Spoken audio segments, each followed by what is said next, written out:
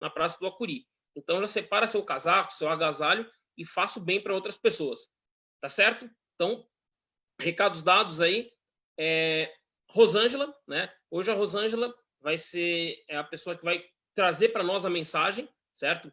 Então, Rosângela, que Deus te abençoe mais uma vez e utilize mais uma vez aí a sua sabedoria. Deus te abençoe. Obrigada, Rodrigo. Boa noite para quem eu não cumprimentei. Eu entrei direto na nossa sala simultânea. É bom estar com vocês. Eu quase nunca estou nos cultos de quarta-feira, porque durante o semestre eu estou sempre trabalhando à noite e estamos de férias.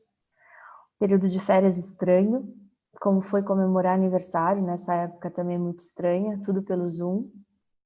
Até minhas férias agora são pela internet. Eu olho as paisagens que eu queria estar visitando e fico olhando e pensando que eu estou lá. É tudo pela força do pensamento. Fazer o quê? Nós já oramos, eu sei, mas eu gostaria que nós orássemos agora pelo estudo da Bíblia. Então, se você puder, me acompanhe. Senhor nosso Deus, nós vamos abrir a Tua Palavra e nós gostaríamos que o Senhor falasse conosco através dela. Que a Tua Palavra nos ilumine, que a Tua Palavra nos corrija e nos conforte, que a Tua Palavra nos alerte, nos direcione, nos traga sabedoria. Que o Senhor se faça presente entre nós, independente de onde estamos, através da Tua Palavra, em nome de Jesus Cristo. Tudo bem. Queridos, há 3 anos eu estou fazendo um estudo bíblico, um ano bíblico. É um ano bíblico demorado, assim, mastigado, né? E finalmente eu consegui chegar em Ezequiel, que era um livro que eu temia estudar, porque tem poucos comentários, tem poucos livros. Eu nunca vi uma lição de escola sabatina sobre o livro de Ezequiel.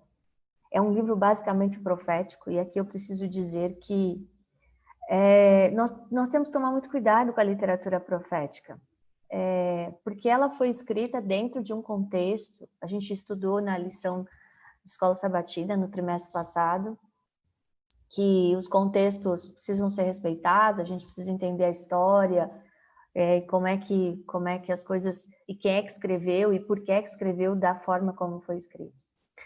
E Ezequiel tem um contexto. Ele é um dos profetas que viveu o período do exílio babilônico, o período em que o povo de Deus foi mandado pelo próprio Deus para ser escravo na Babilônia. E você terá que estudar, e aqui eu já deixo a minha sugestão, que você leia Jeremias, Lamentações de Jeremias, Ezequiel e Daniel.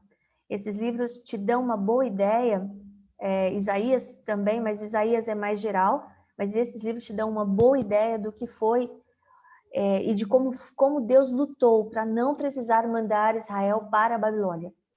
Deus lutou, e o livro de Jeremias é maravilhoso para mostrar isso, assim, o esforço de Deus para impedir que o seu próprio povo sofresse. E o quanto o povo de Deus abusou dessa paciência divina, desse amor divino. E Ezequiel, mais uma vez, ele retrata essa luta de Deus para nos salvar de nós mesmos. Aqui está a grande beleza do texto bíblico. A Bíblia não é um livro para retratar quem o ser humano é. A Bíblia é um livro que retrata quem Deus é. E Deus é alguém extremamente amoroso. Você precisa ler toda a Bíblia com muita calma para começar a enxergar isso. Deus é alguém que está fazendo um grande esforço para impedir que eu e você nos destruamos, porque essa é a nossa natureza. A gente tem uma inclinação muito forte para fazer o que é errado, para gostar do que é errado, para viver da forma errada. E Deus faz uma força muito grande para nos livrar disso. E nesse contexto, não dá para falar do livro todo, nós não teríamos tempo. Eu gostaria de explorar o capítulo 18, porque respeitadas as devidas diferenças, respeitando o fato de que Ezequiel escreveu para Israel, então havia um público específico, havia motivos específicos, respeitando essas devidas diferenças, Tem algumas lições no texto que eu entendo que se aplicam a nós, 2020, povo de Deus, vivendo da forma como nós estamos vivendo. Então, eu gostaria que você abrisse a sua Bíblia. Sua Bíblia no celular, na Bíblia tradicional, no tablet, no computador, aonde você tiver uma Bíblia, abra a sua Bíblia, por favor. Ezequiel 18. Eu vou esperar uns 2 minutos para garantir que todo mundo encontre, porque eu gostaria que nós lêssemos juntos.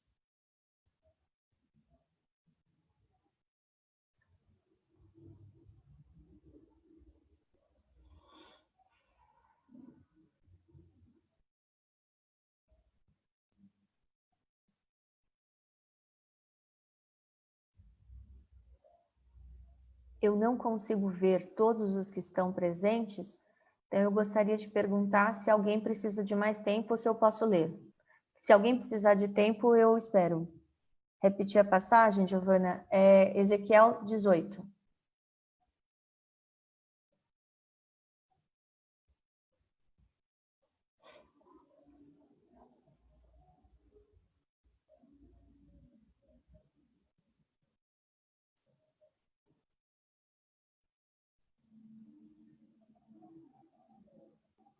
Posso ler?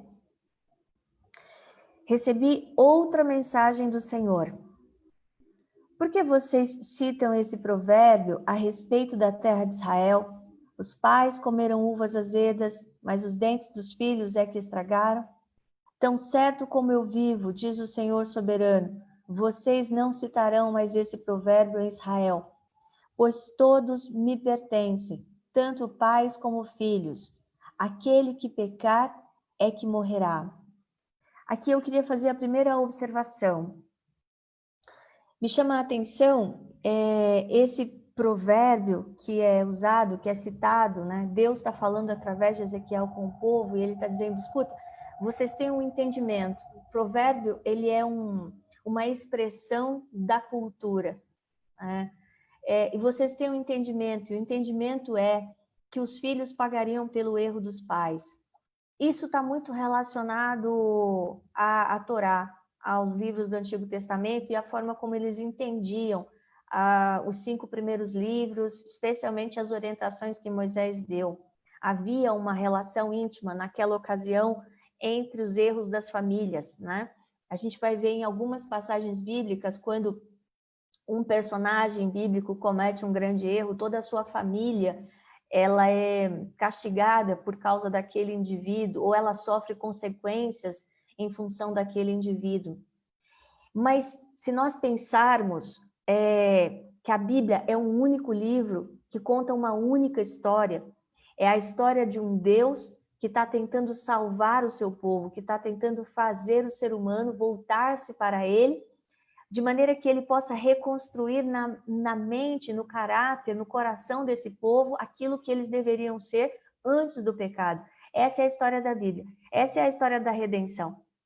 E se nós pensarmos assim, nós devemos entender que a verdade bíblica, o conhecimento sobre Deus, ele é gradativo. A forma como Deus se relacionava com o povo de Israel no começo da sua história, não é a forma como Deus está se relacionando com o mesmo povo aqui. Porque já se passou bastante tempo desde Moisés, já se passou bastante tempo desde a formação do povo de Israel. E Deus está tentando ampliar o entendimento espiritual desse mesmo povo. Então, se no passado os indivíduos eram castigados, as famílias eram castigadas por causa do erro de algum indivíduo, do patriarca daquela família, aqui Deus começa a mudar, a trazer maturidade espiritual que aquele grupo anterior não tinha. E esse é um ponto importante. Deus começa a dizer mais ou menos assim: olha, vocês entenderam que os filhos pagariam pelo erro dos pais. Então deixa eu dizer uma coisa a vocês. Os filhos e os pais são meus. Deus é pai da minha mãe, ele é meu pai, e se eu tiver filhos, ele será pai dos meus filhos. Qual é a lição que pelo menos eu tirei dessa afirmação que Deus está fazendo? Ainda que nós sejamos e somos muito responsáveis por influenciar as pessoas, intelectual, emocional e espiritualmente, Acima de tudo, essas pessoas, todas as pessoas estão submetidas a Deus. Sabe o que significa? Nenhum de nós é responsável diretamente pela salvação do outro. Nós somos, sim, corresponsáveis. Nós temos, sim, um papel muito importante em influenciar pessoas. Mas nós não podemos perder de vista que todas as pessoas têm um único Salvador. Eu digo isso porque é muito comum que pais e mães se culpem quando seus filhos escolhem um caminho diferente daqueles que eles planejaram. Muitas vezes, maridos se sentem responsáveis, mulheres, esposas, se sentem responsáveis pela salvação do seu cônjuge quando esse cônjuge não conhece a verdade. Eu digo, repito, nós somos muito importantes na influência de pessoas. Nós não podemos ignorar isso. Mas a salvação é, antes de tudo, uma escolha do indivíduo para com Deus. E Deus está estabelecendo isso aqui. A partir desse verso, do versículo 4, vocês vão perceber que Deus começa a distinguir a relação do indivíduo e do grupo. Olha o versículo 5. Suponhamos que um homem seja justo e faça o que é certo e direito. Não participa de banquetes dos lugares de adoração diante dos ídolos de Israel, nem os adora. Não comete adultério, não tem relações com a mulher quando ela está menstruada. É um credor misericordioso que não fica com os objetos entregues como garantia pelos devedores pobres. Não rouba dos pobres, antes dá alimento aos famintos e providencia roupa aos necessitados. Empresta dinheiro sem visar lucros, mantém-se afastado da injustiça, é honesto e imparcial quando julga e obedece fielmente os meus decretos e estatutos. Quem age desse modo é justo e certamente viverá, diz o Senhor soberano. A partir daqui, do versículo 10, a gente ainda vai ler, nós vamos ler todo o capítulo, ele vai contrastar, Deus está contrastando uma pessoa justa com uma pessoa injusta. Mas antes da gente entrar na pessoa injusta, no comportamento do injusto, eu queria que você prestasse atenção na descrição que Deus faz do que é ser justo. Olha que interessante, o que é que Deus descreve como justiça. Vamos pensar aqui? Não participa da adoração a ídolos. Quando ele fala não se senta no banquete que é oferecido a ídolos. Então, uma pessoa justa aos olhos de Deus é uma pessoa que não alimenta a idolatria. E hoje nós poderíamos, eu não vou fazer isso também porque não dá tempo, nós deveríamos conversar sobre quais são as formas de idolatria que nós cultivamos no século 21. Porque ainda que nós não adoremos estátuas de barro, de ferro, de pedra, como se fazia no passado, nós temos hoje outras formas de ídolos. E Deus está dizendo que justa é uma pessoa que não deixa ser conduzida, não se conduz, não se satisfaz com a idolatria. Que não se satisfaz com a idolatria. Então, essa é uma primeira característica. Mas ele vai dizer que o justo não comete adultério, ele não faz sexo com uma mulher quando ela está menstruada. Veja que a descrição que Deus está fazendo de justiça é no nível do comportamento do indivíduo. Até aqui não apareceu que o justo é quem entrega o dízimo, apesar disso estar na Bíblia. Não apareceu que o justo é aquele que vai na igreja, que o justo é o que usa saia comprida ou usa terno e gravata. Ele está descrevendo alguma coisa que é quase invisível aos olhos do coletivo. Normalmente nós, especialmente nós somos religiosos, e aqui nós estamos falando de um povo religioso, nós não fazemos sexo aos olhos dos outros, né? Então o adultério ou fazer sexo com uma mulher menstruada é algo que está dentro de casa, é algo que a maioria das pessoas não vê. E é desse nível de comportamento, é nesse nível de individualidade que Deus está dizendo, olha, é aí que eu observo a justiça, é quando ninguém está vendo, é o que você faz que não é público, que eu estou observando.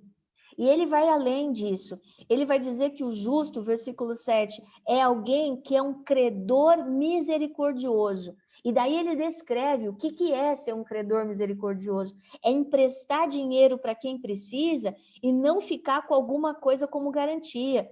Não ficar com objetos entregues quando o devedor é um pobre. Sabe, Deus está dizendo assim, ó, é alguém que não tira vantagem da necessidade do outro. E isso também é uma coisa que acontece às escondidas. Quando uma pessoa está com dificuldade e ela vem pedir a nossa ajuda, normalmente ela faz isso no canto, ela faz isso escondida. Dificilmente, eu não estou dizendo que não acontece, mas dificilmente alguém pede ajuda na frente de todo mundo, falando das suas misérias. Então, Deus está chamando a atenção que justiça não é algo que as outras pessoas veem, é algo que ele está vendo e que ninguém está vendo. É aqui que a gente vai descobrir quem é justo de verdade. E ele vai dizer, o justo não rouba o pobre. O justo, ele dá alimento ao faminto. Ele providencia roupa ao necessitado. Muitas vezes, tem alguma chance de nós darmos alguma coisa a alguém quando todos estão dando, porque afinal de contas todos estão dando. Mas nós estamos cercados, nós somos pessoas pobres, e nós estamos cercados de pessoas pobres. Então o tempo todo tem alguém precisando da nossa ajuda, mesmo quando não tem ninguém olhando. E Deus está dizendo exatamente isso. A justiça se faz sem que se poste no Facebook. Deus não está interessado nas ações sociais que nós fazemos para relatar no sábado, quando a gente se encontra no sábado normalmente. Deus não está interessado nas ações sociais que nós fazemos que vão parar nas fotos da igreja. Deus está interessado nas ações sociais que nós fazemos quando ninguém está olhando, quando ninguém está vendo. Isso é justiça aos olhos de Deus. E ele vai dizer que o justo empresta dinheiro sem visar lucro. Ele vai dizer que o justo, ele mantém-se afastado da injustiça. Ele julga com imparcialidade. E eu tenho para mim, vocês podem discordar, que talvez essa característica seja a mais difícil no Brasil, no mundo que a gente vive aqui, Brasil, na realidade nossa. Porque nós não conhecemos esse tipo de imparcialidade. Todos tomamos posição em algum lugar e às vezes ficamos cegos por causa dos nossos posicionamentos. E Deus está descrevendo um tipo de comportamento que às vezes está tão distante do que a gente conhece que a gente nem sabe distinguir como é que é ser justo aos olhos de Deus.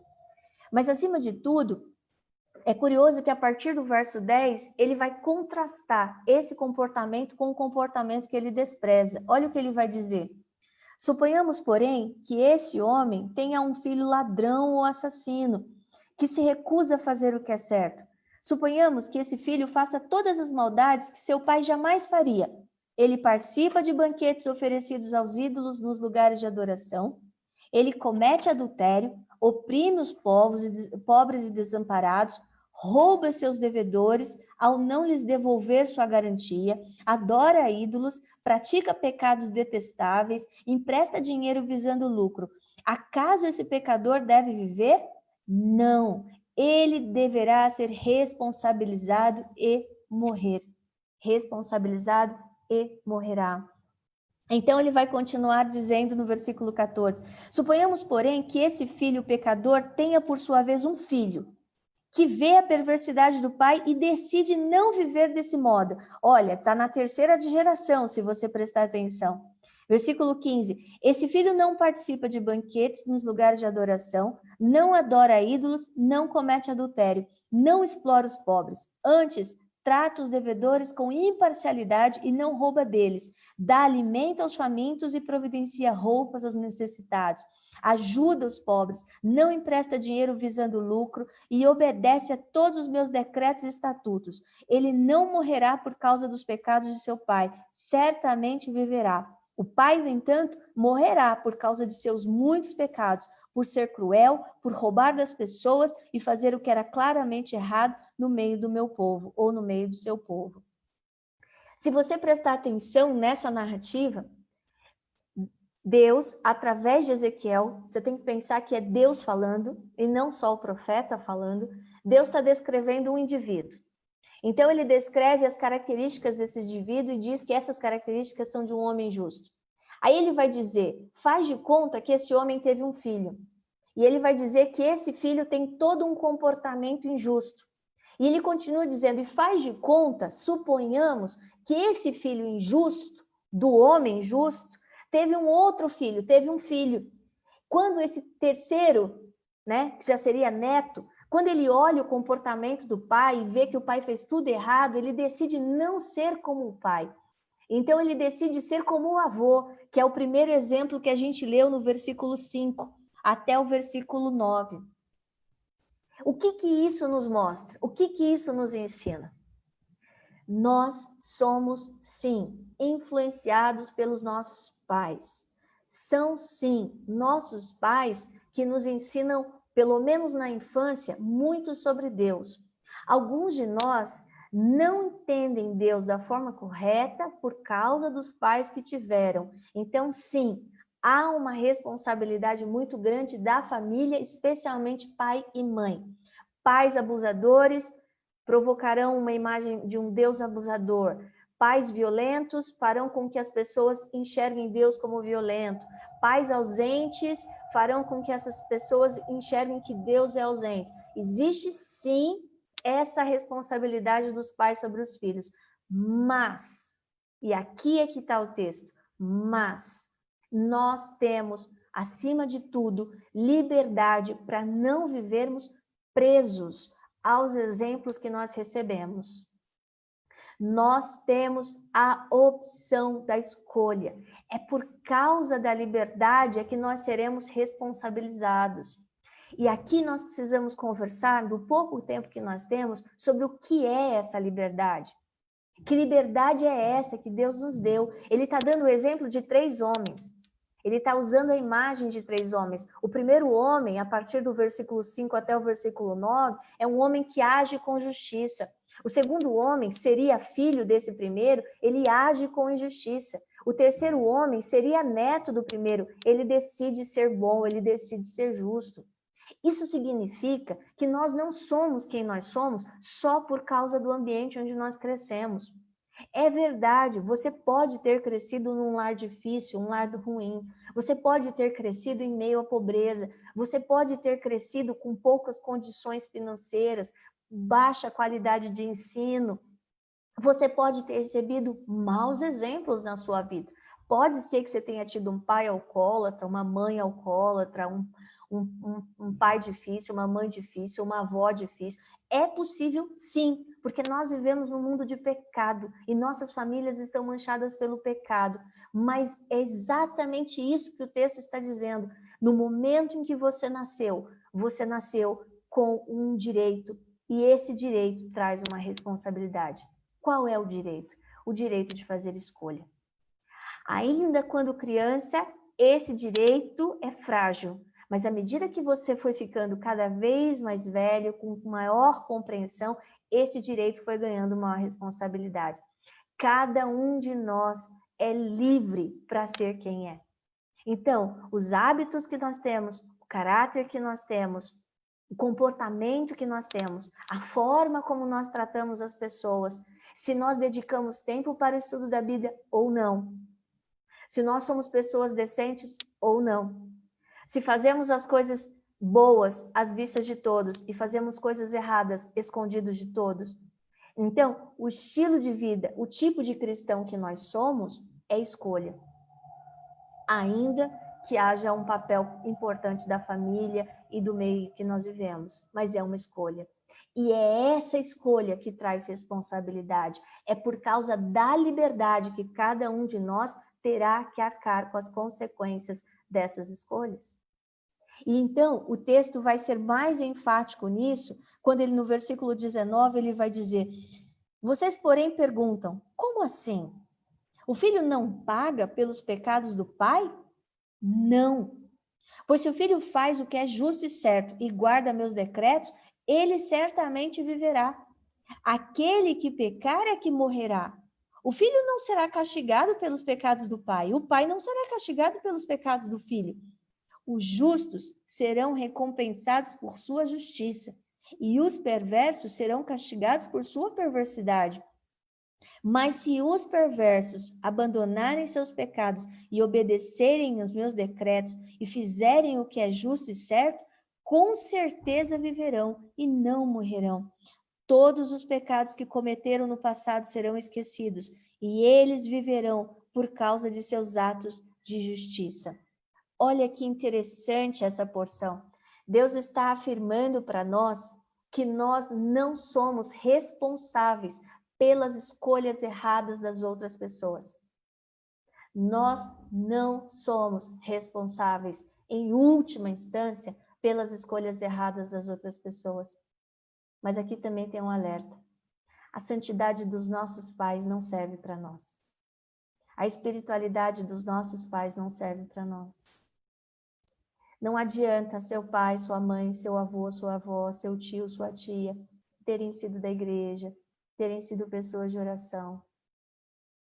Isso foi importante para eles. Ajudou na caminhada, no crescimento, na confiança em Deus deles. Cada um de nós recebeu de Deus o presente da liberdade.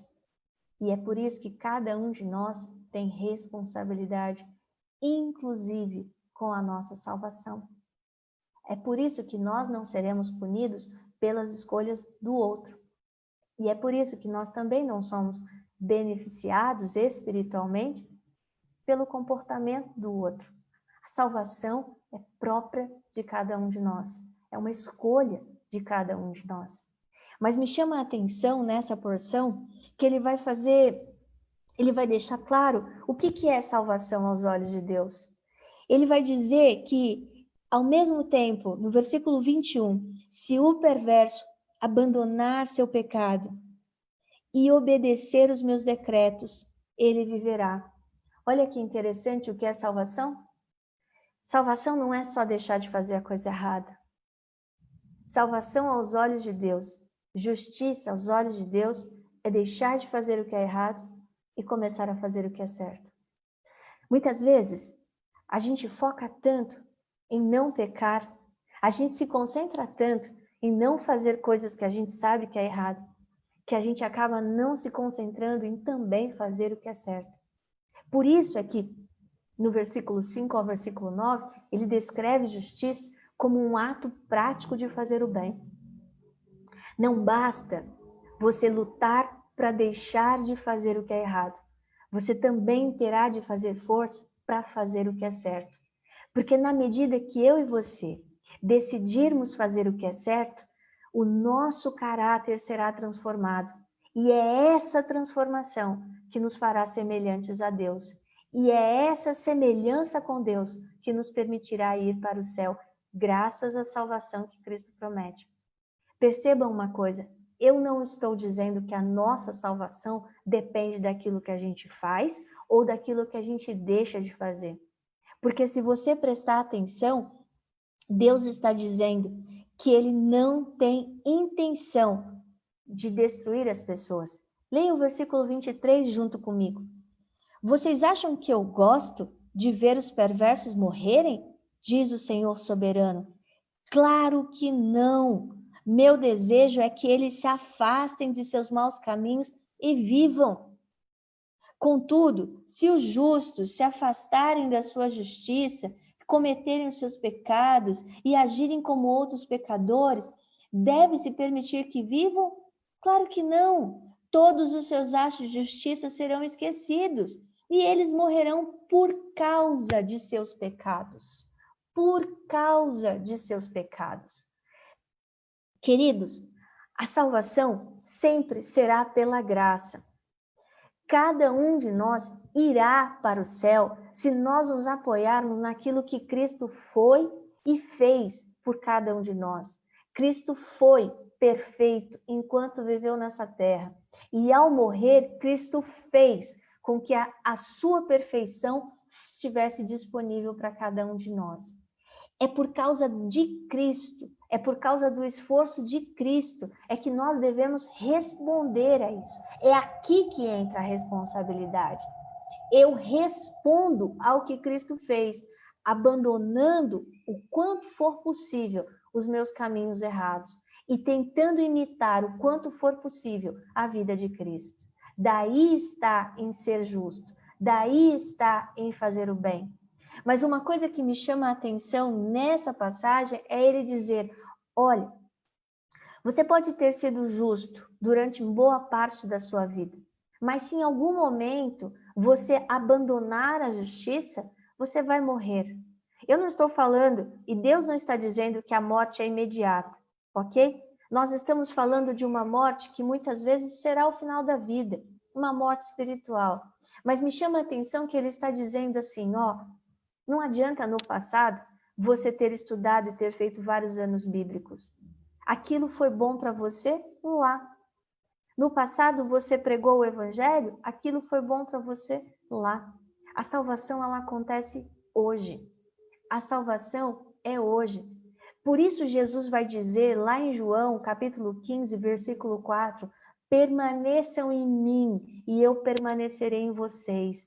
Permanecer é mais difícil do que começar. A maioria de nós começou bem, a maioria começa empolgado, a maioria começa feliz, a maioria começa apaixonada por Cristo. Permanecer é mais difícil. E Deus está nos dizendo isso através do povo de Israel. Olha, você precisa caminhar com a justiça, viver a justiça, tentar ser justo durante a vida e não em alguns momentos da vida. E então, a passagem continua no versículo 25, dizendo, vocês, porém, dizem, o Senhor não é justo. Ouça, ó povo de Israel, quem é injusto? Eu ou vocês? Se os justos se afastarem de sua justiça e cometerem pecados, morrerão por causa disso. Sim, eles morrerão por causa de seus pecados. E se os perversos se afastarem de sua perversidade e fizerem o que é justo e certo, preservarão a vida. Eles viverão, pois pensaram melhor e decidiram se afastar de seus pecados. E, no entanto, o povo de Israel continua a dizer, o Senhor não é justo. Ó povo de Israel, vocês é que não são justos, e não eu. Portanto, julgarei cada um de vocês, ó povo de Israel, conforme suas ações, diz o Senhor soberano. Arrependam-se, afastem-se de seus pecados e não permitam que eles os derrubem. Deixem a rebeldia para trás, busquem um novo coração e um espírito novo. Por que morrer, ó povo de Israel? Não é meu desejo que morram, diz o Senhor soberano. Arrependam-se e vivam. Eu não sei vocês, mas essa mensagem afetou muito o meu coração enquanto eu a estudava, porque aqui está estabelecida uma verdade que para mim é muito segura. A salvação está disponível para todos. Todas as pessoas de comportamento respeitável, as pessoas de comportamento não respeitável, as pessoas decentes dessa sociedade e as pessoas indecentes dessa sociedade. Todas as pessoas têm a oportunidade de salvação. Não apenas os religiosos, não apenas os adventistas, não apenas os cristãos. Todas as pessoas têm a oportunidade de salvação. É Deus quem está dizendo, apenas afaste daquilo que vai te destruir, afaste daquilo que vai te levar para a morte, abandone aquilo que está te destruindo e aceite a salvação que eu te ofereço. Porque não, eu não tenho prazer em destruir as pessoas. Eu tenho interesse em salvar as pessoas. E então ele faz um apelo. Desenvolva um novo coração. Desenvolva um espírito novo. E como é que nós faremos isso? Como é que a Bíblia sugere que nós desenvolvamos um novo coração, um novo espírito? Como é que a Bíblia propõe que nós nos tornemos essas pessoas que vivem a justiça e que se aperfeiçoam nela? O início do capítulo deixa claro. Faça o que é bom, abandone o que é mal, cuide das pessoas, cuide de quem está com fome, vista quem está sem roupa, empreste dinheiro sem querer nada em troca, faça favores sem esperar retribuição. Ao fazer isso, o seu caráter e o meu caráter se transformará gradativamente mais parecido com o caráter de Deus. E dessa maneira, nós estaremos bendizendo a salvação que já é nossa. E o nosso caráter e a nossa vida e o nosso testemunho mostrarão o Salvador a quem nós professamos de verdade. Que Deus te abençoe, que Ele te ajude a caminhar rumo à salvação, não apegado aos rituais, mas apegado a Cristo Jesus, porque Ele sim faz merecer aquilo e pelo que nós vivemos.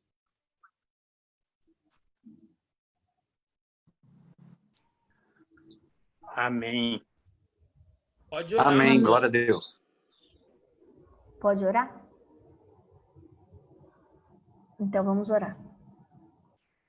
Senhor nosso Deus, nós pedimos que o Senhor nos ajude a entender a sua palavra cada vez mais com profundidade, que a sua palavra faça sentido, que a sua palavra faça sentido para nós, que a sua palavra deixe de ser um conjunto de ideias e se torne cada vez mais mandamentos e verdades para iluminar a nossa caminhada. Nos ajuda, Senhor, a colocarmos em prática aquilo que nós já conhecemos. Nos ajuda a escolher o bem, a abandonar o mal. Não permita que nós cultivemos ídolos em nossos corações. Não permita que desobedeçamos as regras, os decretos que o Senhor estabeleceu para a nossa saúde. Não permita que nós exploremos as outras pessoas à custa das necessidades delas. Não permita que alimentemos a maldade que está escondida dentro do nosso coração. Antes, ensina-nos a sermos abnegados, a ajudarmos quem mais precisa. Ensina-nos a sermos como o Senhor. E à medida que nós formos bons para as outras pessoas, que o nosso caráter se assemelhe ao teu. E dessa maneira, nós consigamos retribuir e agradecer ao Senhor a salvação que já é nossa. Nós te pedimos por isso em nome de Jesus Cristo. Amém. Amém. Rosângela, muito obrigado pela mensagem. Mais uma vez, foi uma mensagem muito inspirada. E quero agradecer também, em especial, você que assistiu a gente aqui pelo Zoom, pelo Facebook também. A gente vai encerrar pelo Facebook. Lembrando que sábado nós teremos, a partir das 10 da manhã, a Escola Sabatina e também o culto com o pastor César Reis. Deus te abençoe e até sábado.